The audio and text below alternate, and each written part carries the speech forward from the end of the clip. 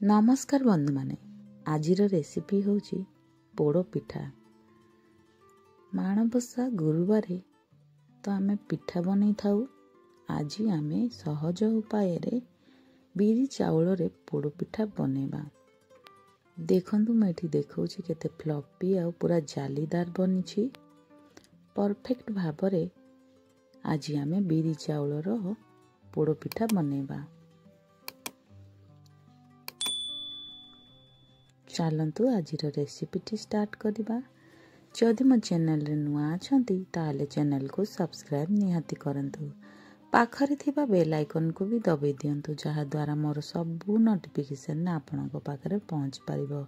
जदि फेसबुक रे देखुचंती ताहाले चैनल को फॉलो निहाती करंतु।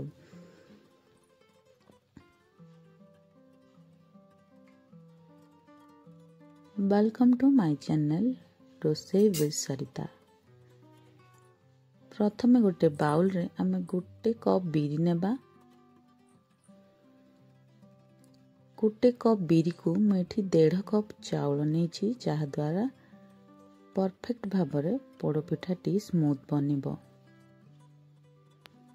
भल से 2-3 थर धोई की 4 रु 5 घंटा पई बतराई नेबा।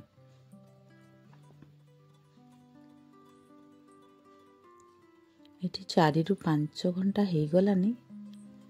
भल से बिरी चाउल बतुरी भी आसिलानी। एथर गेटे ग्राइंडिंग जार रे बिरी चाउल को पके की बाटी नेबा। बेटर को बेसी पतला बाटिबेनी, अल्प टिके पानी देई आमे गाढ़ा ही बाटिबा। देखंतु मैं एमिति गाढ़ा बनेछि। गोटे बाउल को बाहर करि नेबा।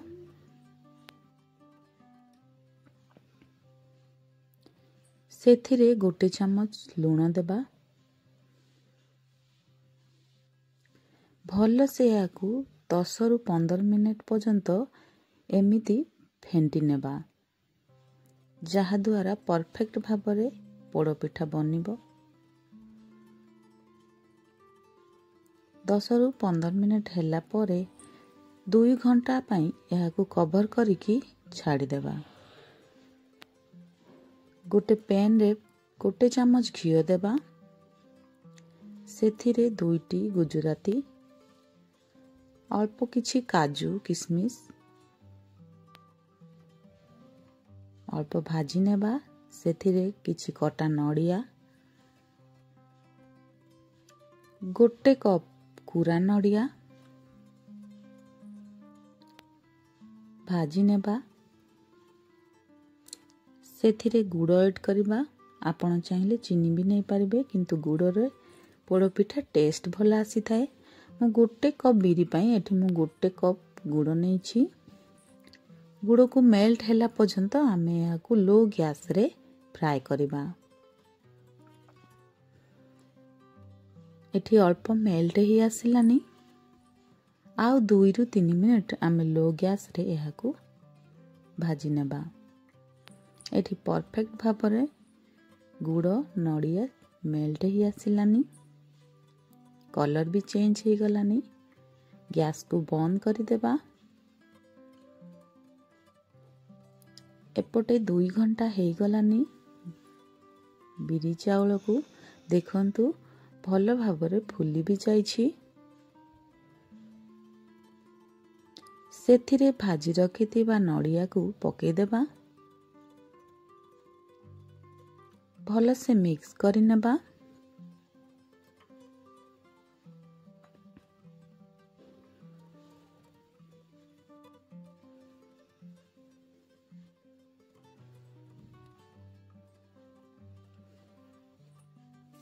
मिक्स हैला परे साइड रे रखिबा।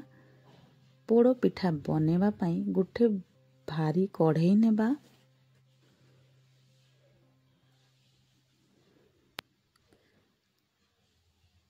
सेथिरे गोटे चम्मच तेल, गोटे चम्मच गुआ घियो देबा।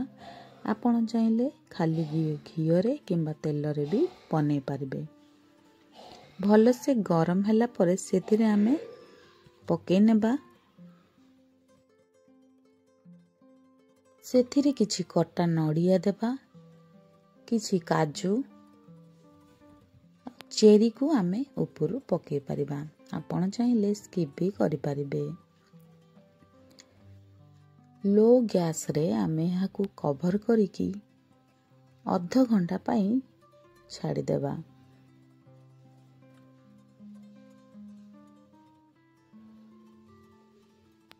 ଏଠି 15 ମିନିଟ୍ ପରେ ଆମେ ଛୁରୀ ସାହାଯ୍ୟରେ ଚେକ୍ କରିବା ପୋଡ଼ପିଠାଟି ସିଝିଛି କି ନାହିଁ।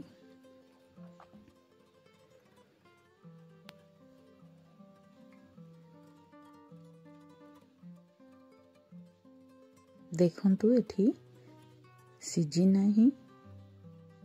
ପୁଣି 15 ମିନିଟ୍ ଏହାକୁ କଭର୍ କରିକି ଛାଡ଼ିଦେବା। ଏଠି ଅଧଘଣ୍ଟା ହେଇଗଲାନି। ପୁଣି ଥରେ ଛୁରୀ ସାହାଯ୍ୟରେ ଦେଖିନେବା। ପରଫେକ୍ଟ ଭାବରେ ପୋଡ଼ପିଠାଟି ରେଡ଼ି ହେଇଗଲାନି।